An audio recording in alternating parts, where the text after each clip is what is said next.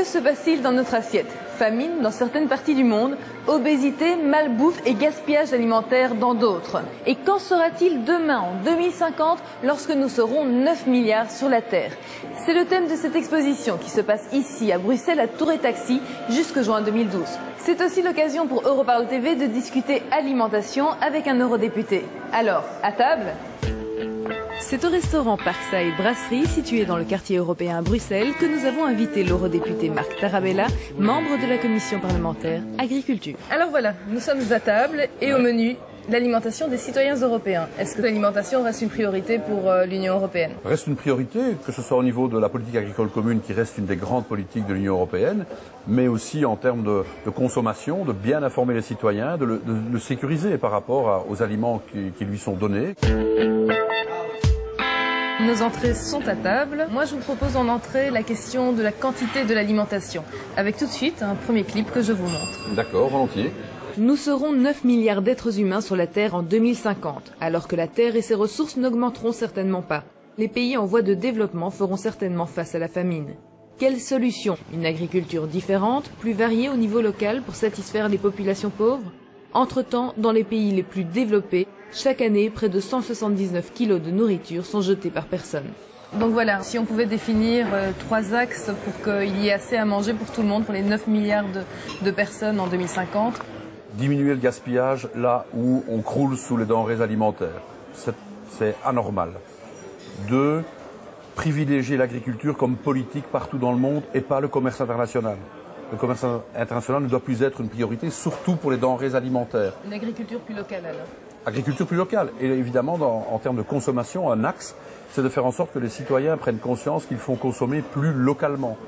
Peut-être mieux faire vivre le producteur qui est à côté de chez soi. Aujourd'hui, la distribution vit bien, l'industrie agroalimentaire vit bien, et ce sont les producteurs qui trinquent. Il faut aider les producteurs à pouvoir vivre de leur métier. Merci, bon appétit. Bon appétit.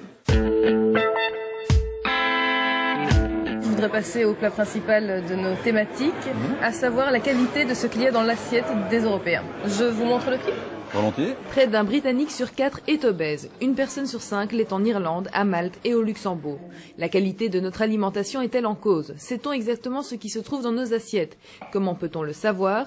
L'étiquetage alimentaire vient de faire l'objet d'une nouvelle réglementation européenne. Pourra-t-on un jour avoir dans son assiette de la nourriture issue du clonage?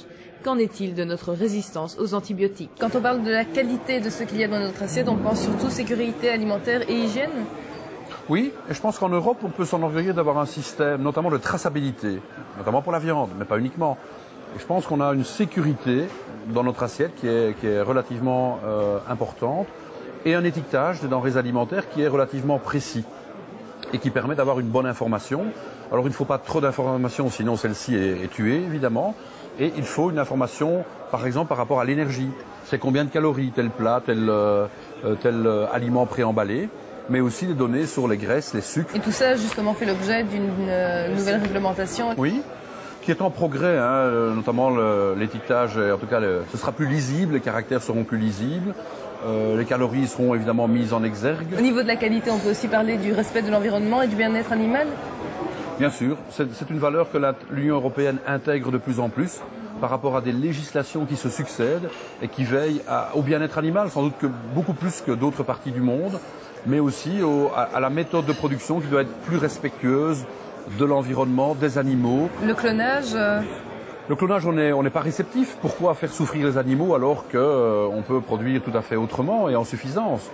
De même que les antibiotiques, il faut lutter contre les antibiotiques. Aujourd'hui, la moitié des antibiotiques produits en Europe servent à l'alimentation du bétail. Ça n'a pas de sens. Et d'ailleurs, en termes de santé publique, ça représente un danger pour les citoyens qui sont de plus en plus résistants à certains virus parce qu'ils mangent des antibiotiques sans le savoir.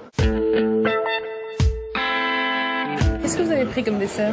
Une crème brûlée à la vanille de Madagascar. Vous l'assumez. Elle vient de Madagascar. L'empreinte carbone? J'assume, parce que j'estime qu'on doit diminuer l'empreinte carbone pour les produits qu'on produit partout sur la Terre. Le lait, la viande. Mais par contre, pour des produits typiques comme la vanille, comme le café, comme le cacao, je me réjouis qu'ils viennent de pays où ils sont cultivés, en espérant que la culture de ces produits puisse évidemment être bénéficiaire aux producteurs locaux. Donc on peut manger notre dessert en paix, sachant qu'en 2050, alors que nous serons 9 milliards, nous aurons tous de quoi manger? On doit l'espérer et faire en sorte que les producteurs européens soient toujours des gens qui soient fiers de leur métier, puisqu'on leur a conféré à quelques pourcents d'entre eux le rôle de nourrir tout le monde.